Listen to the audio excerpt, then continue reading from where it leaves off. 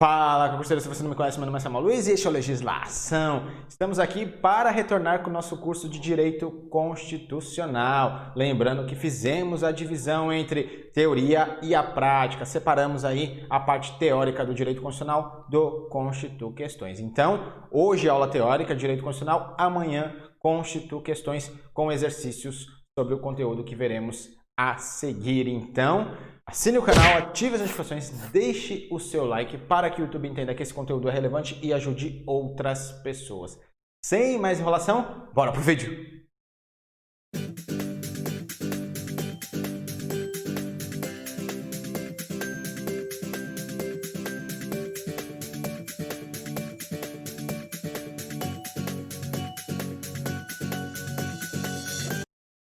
Direito Constitucional, curso completo e 100% gratuito. Aula 6, que veremos na aula de hoje. Direitos e garantias fundamentais, direitos individuais e coletivos, artigo 5º aí, direito à liberdade. Veremos as várias vertentes do direito à liberdade, começando por duas hoje, né? Direito à liberdade da manifestação de pensamento e direito de liberdade da atividade intelectual, artística, científica e de comunicação. Então, sem mais enrolação, bora iniciar a aula.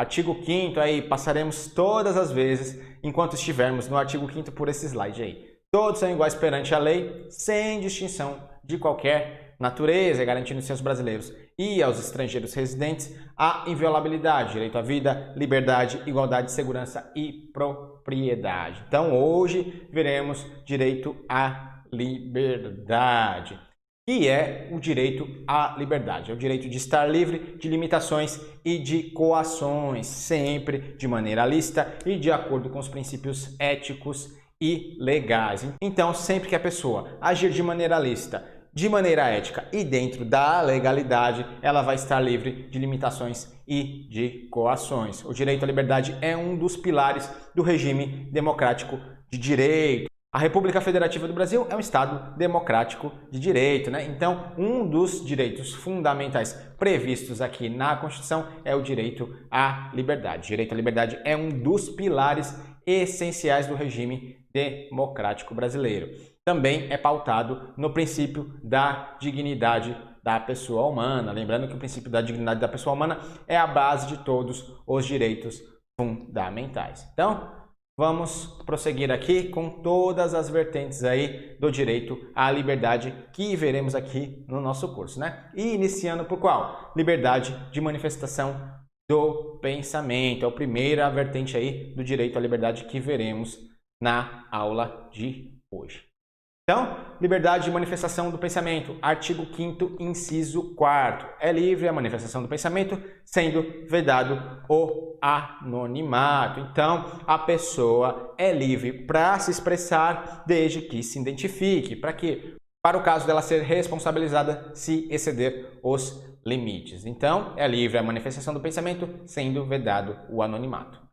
Então, vamos fazer uma distinção aqui de liberdade de pensamento e liberdade de manifestação do pensamento. Liberdade de pensamento é o direito de pensar, de ter ideias.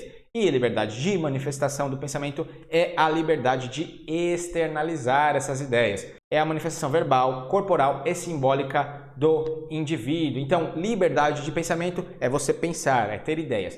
E liberdade de manifestação do pensamento é você externalizar, é trazer ao mundo dos fatos essas ideias que você teve, né? Você externalizar, você colocar para fora de maneira verbal, corporal ou simbólica. É você externalizar essas ideias. Então, prosseguindo aqui, liberdade, a manifestação do pensamento é um instrumento essencial à democracia. Nós já vimos isso, né? É um dos pilares aí do Estado Democrático de Direito. E a República Federativa do Brasil é o Estado Democrático de Direito, pois pessoas livres podem debater e confrontar ideias em busca da manutenção e do aprimoramento do processo democrático. Então, a liberdade de manifestação do pensamento é um instrumento essencial à democracia. Agora, vamos ver por que é vedado o anonimato. A pessoa pode manifestar o seu pensamento, ela pode expor as suas ideias, externalizar as suas ideias, desde que se identifique. É vedado o anonimato. Por quê? Vamos ver aqui. O objetivo da vedação do anonimato. A vedação do anonimato é uma garantia à intimidade, à vida privada, à honra e à imagem das pessoas, pois garante a responsabilização pelo uso indevido da liberdade de manifestação do pensamento. Então, a vedação do anonimato é uma garantia que garante a responsabilização. É uma garantia do quê? A intimidade, a vida privada, a honra e a imagem das pessoas. E vai garantir a responsabilização no caso de quem utilizar dessa manifestação do pensamento exceder os limites. Então, é uma garantia que garante a responsabilização.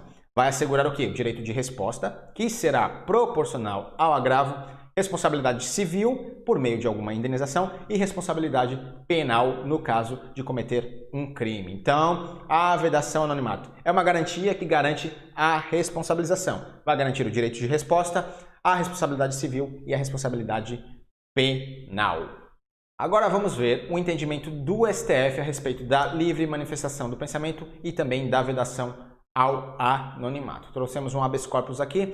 As autoridades públicas não podem iniciar qualquer persecução, nem penal, nem disciplinar, apoiadas unicamente em peças apócrifas e em escritos anônimos. O que são isso? São peças, são provas que não são identificadas. Você não tem como saber quem foi que produziu essas provas. Então, é vedado iniciar qualquer persecução, tanto penal como disciplinar, apoiado unicamente nessas peças aí, peças apócrifas ou escritos anônimos. Essa é a regra. Como toda regra tem a sua exceção, vamos ver agora.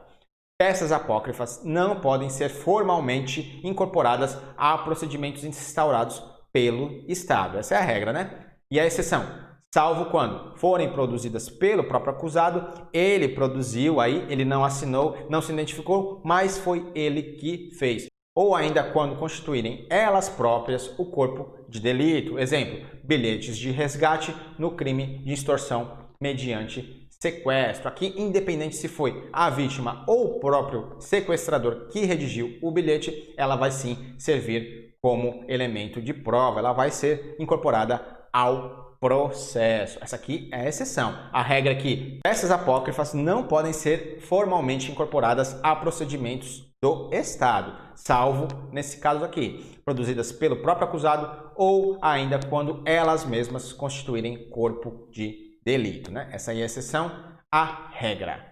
Vamos ver aqui. Continuando aqui no mesmo habeas corpus, vamos ver a delação anônima. O que o STF entende sobre delação anônima? Quando provocado por delação anônima, o poder público pode adotar medidas informais em averiguações preliminares destinadas a apurar possível ocorrência de eventual situação de ilicitude penal. Então, no caso de uma delação anônima, por exemplo, um disque denúncia, a pessoa liga lá para a polícia para informar a ocorrência de algum crime sem se identificar, então a autoridade policial vai poder fazer averiguações preliminares antes de instaurar qualquer procedimento investigatório. Então, ele vai fazer uma investigação preliminar de forma informal para ver se ali tem algum fundamento. Então, se ele encontrar alguma coisa nessa investigação preliminar, aí ele vai poder sim instaurar um inquérito policial. Então, quando provocado por delação anônima, o poder público pode adotar previamente medidas informais em investigação preliminar para averiguar ali se tem alguma ilicitude penal, hein? Vai fazer uma averiguação preliminar de forma informal. Se ele encontrar alguma coisa, aí ele dá prosseguimento aí na investigação. Continuando aqui, Constituição Federal, artigo 5º, inciso 5º também, é assegurado o direito de resposta proporcional ao agravo, no caso de violação aí de excesso no direito à liberdade de manifestação do pensamento. Então, como vai ser esse direito de resposta? Proporcional ao agravo tem que ser do mesmo tamanho, no mesmo meio de comunicação e ter a mesma duração. Também é assegurado o quê? Indenização material, moral e a imagem. Então, vamos dar um exemplo aqui. Digamos que você seja proprietário de um mercado, né? Então, um mercado lá conhecido no seu bairro. aí você tem um desafeto. Esse desafeto trabalha em um jornal aí de grande circulação na sua cidade. E como forma de prejudicar você, ele vai e faz uma reportagem cheia de inverdades, falando que você é racista, que você trata mal os seus clientes, que você vende produto vencido. Então, aí ele publica essa reportagem, causando vários transtornos a você. Você vai ter um prejuízo financeiro porque o movimento no seu mercado vai cair. Digamos que venham pessoas tomar satisfação porque ele falou que você é racista, essas pessoas vão lá tomar satisfação, lhe insultam, lhe agridem. E digamos que depois de tudo isso você fica cansado e tenta vender o seu estabelecimento e não consegue vender. Por quê? Porque ninguém quer comprar um estabelecimento assim, né? Com uma má reputação. Então, você vai ao Poder Judiciário e requer tanto direito de resposta como indenização material, moral e a imagem. Indenização material por quê? Porque aquela reportagem causou aí perda de faturamento do seu estabelecimento. Indenização por dano moral, por quê? Porque por conta daquela reportagem, várias pessoas foram tomar satisfação lá no seu estabelecimento. E indenização por dano à imagem, por quê? Porque ela feriu a imagem lá do seu estabelecimento. Ela feriu a reputação, causou dano à reputação do seu mercado, né? Então você vai poder ir lá ao Poder Judiciário requerer tanto direito de resposta como indenização material, moral e por dano à imagem. É isso que diz a Constituição. A indenização independe de ter sido exercido o direito de resposta ou não. Então elas são cumulativas. A súmula 37 do STJ vai dizer exatamente isso. São cumuláveis as indenizações por dano moral e dano material oriundas do mesmo fato. Então, essas indenizações são cumuláveis entre si e também é cumulável com o direito de resposta. Você vai poder requerer lá na sua petição tudo isso daí. E também aplica-se às pessoas físicas e também às pessoas jurídicas. Se uma empresa ela tiver prejuízo por conta da liberdade de manifestação do pensamento, alguém expôs as suas ideias de forma excessiva e prejudicou a imagem, a reputação de uma empresa, ela vai poder também requerer aí na justiça o direito de resposta e indenização por dano moral, material e a imagem. É isso que nos diz aí a súmula 227 do STJ.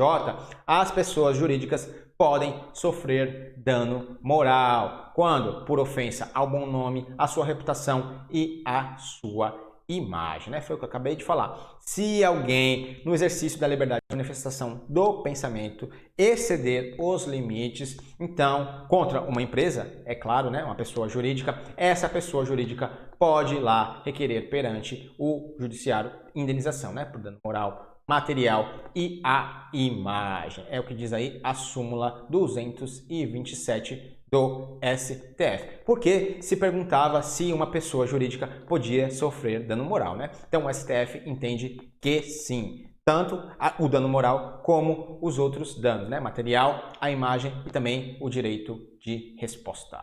E passamos aí pela primeira vertente do direito à liberdade. Vamos à próxima: liberdade da atividade intelectual, artística, científica e de comunicação. A segunda liberdade de hoje. Artigo 5º, inciso 9º, é livre a liberdade de expressão da atividade intelectual, artística, científica e de comunicação, independente de qualquer censura ou licença. O Estado não pode censurar e também não requer nenhuma licença à expressão intelectual, artista, científica e de comunicação. É o quê? Então, é vedado toda forma de censura, seja ela política, ideológica, cultural ou artístico. O Estado não pode censurar e também não depende de qualquer tipo de licença. Você pode sim se posicionar tanto política, ideológica, cultural ou artisticamente, independente do que o Estado quer, desde que você esteja lá nos limites aceitáveis. Se você exceder os limites, aí você vai responder por isso. Essa regra não é absoluta e pode ser relativizada. É exatamente o que eu acabei de falar. Se você abusar, em caso de abuso à liberdade de expressão, você vai responder penal, civilmente e também vai estar sujeito ao direito de resposta, né? E o que o STF entende a respeito disso? são inconstitucionais qualquer leis e atos normativos tendentes o quê? A constranger ou inibir a liberdade de expressão a partir de quê? Mecanismos de censura prévia. Então, nesse julgado aqui, o STF entende mais uma vez corroborando o que a Constituição está falando, que é proibido censura prévia, é proibido o Estado querer censurar a liberdade de expressão, desde que nos limites do aceitável, né? Então, são inconstitucionais leis e atos normativos editados pelo Estado tendentes a constranger ou inibir a liberdade de expressão a partir de mecanismos de censura prévia. Lembrando que você exorbitar desses direitos, você vai responder por isso. Continuando aqui no mesmo julgado, o ministro Aires Brito vai falar o quê? A liberdade de imprensa é plena em todo lugar, tempo ou circunstância, seja em período eleitoral como em período não eleitoral. Então, ele bate na tecla que a liberdade de imprensa é plena, mas em caso de abuso, aquele que exorbitar desse direito à liberdade de imprensa vai responder penal, civil e também vai ser sujeitar ao direito de resposta. Agora vamos ver o que o STJ entende a respeito da liberdade de imprensa. Embora amplamente assegurada e com proibição de controle prévio, em caso de excesso, eventual excesso, acarreta o quê? Responsabilidade a posteriori. Então, aquele que exercer a sua liberdade de manifestação do pensamento, mas passar dos limites, vai poder ser responsabilizado posteriormente. A liberdade de imprensa também não compreende a divulgação de especulação falsa, cuja verossemelhança, no caso sequer se procurou apurar. Então, se ele publicar uma informação falsa, ele vai responder por isso. A liberdade de imprensa também não compreende divulgação de especulação falsa. É isso que diz esse recurso especial aí lá do STJ. Biografias não autorizadas. O que o STF entende a respeito disso? A liberdade de expressão é a forma de investigar, obter e repassar o quê? Informações através de qualquer meio, sem limitações de fronteiras. Então, a liberdade de expressão, ela pode sim se dissipar aí por qualquer meio de comunicação, jornais, internet, rádio, TV, rede social. É o que? Investigar, obter e repassar informações. Tudo isso aí está contido aí na liberdade de expressão. Com base nos direitos fundamentais da liberdade de pensamento e de sua expressão, de criação artística e produção científica, é inexigível o consentimento da pessoa biografada. Também é inexigível a autorização de pessoas retratadas como coadjuvante ou também consentimento de seus familiares, no caso dessas pessoas já falecidas, relativas a obras biográficas, literárias ou audiovisuais. Então, biografias não autorizadas não precisam de autorização aí das pessoas biografadas, nem de quem esteja como coadjuvante lá, e no caso de eles estarem falecidos, também não precisa de autorização da família. É isso que entende o STF. É inexigível o consentimento da pessoa biografada, da autorização de coadjuvantes ou da família, no caso deles já terem falecido. Lembrando que se você extrapolar, se a pessoa que está fazendo a biografia não autorizada extrapolar os limites do bom senso, da moral e dos bons costumes e da lei também, é claro, ele vai responder por isso. Conflitos entre princípios e normas constitucionais. O que faremos quando há conflitos de princípios e normas processuais? Por exemplo, direito à intimidade versus direito à liberdade da manifestação do pensamento. Vamos utilizar o que? A técnica da ponderação. É uma técnica jurídica de solução de conflitos normativos. Se dois princípios entrarem em rota de colisão, ou de maior peso irá sobressair sobre aquele a que o órgão jurisdicional competente atribuir menor peso. Isso vai se verificar no caso concreto. Então, na colisão entre normas constitucionais, entre princípios constitucionais, entre direitos constitucionais, o magistrado, quando essa lide for levada ao Poder Judiciário, vai fazer a ponderação lá no processo, né? No caso concreto, para ver qual princípio, qual direito, qual norma constitucional vai se sobressair perante a outra. O Poder Judiciário vai dar pesos diferentes a essas normas constitucionais e vai decidir qual vai se sobressair sobre a outra naquele caso concreto específico. Então, no caso de conflito entre normas e princípios constitucionais, o magistrado, o Poder Judiciário vai fazer o uso da técnica da ponderação para ver qual princípio ou norma vai se sobressair naquele caso concreto. Então, está aí a famosa técnica da ponderação.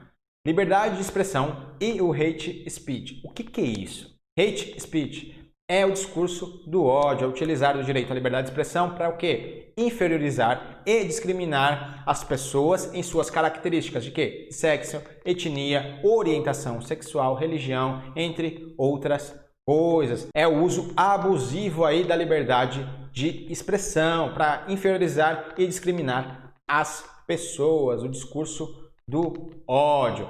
O discurso do ódio vai contra o princípio da dignidade da pessoa humana, né? É um fundamento aí da República Federativa do Brasil. Também vai contra um dos objetivos aí da República Federativa do Brasil, a promoção do bem-estar de todos sem preconceito de origem, raça, sexo, cor, idade e qualquer outra forma de discriminação. Então, o discurso de ódio é totalmente contrário aos princípios, fundamentos e objetivos constitucionais, né? É o que diz aí a Constituição Federal. Vai contra o princípio da dignidade da pessoa humana e contra os objetivos da República Federativa do Brasil. E o que o STF entende a respeito do hate speech?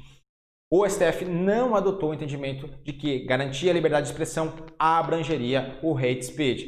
O preceito fundamental de liberdade da expressão não consagra o direito à incitação ao racismo, dado que um direito individual não pode constituir em salvaguarda de condutas ilícitas, como sucede com os delitos contra a honra. Prevalência dos princípios da dignidade da pessoa humana e da igualdade jurídica. Então, esse habeas corpus aí do STF fala que eles não corroboram a incitação ao racismo, o discurso de ódio, né? Então, a pessoa não pode se utilizar do direito à liberdade de manifestação do pensamento para inferiorizar ou discriminar as pessoas, né? Cometer ilícitos penais, racismo é um deles. Então, o STF não corrobora com o hate speech. Isso aí está totalmente contrário à Constituição. A liberdade de expressão não é absoluta e em caso de abuso, nesse caso aqui, a pessoa vai responder penal, civil e também se sujeitará ao direito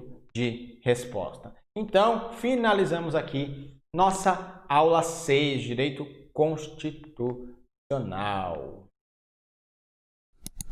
Vimos aqui na aula de hoje duas vertentes do direito à liberdade.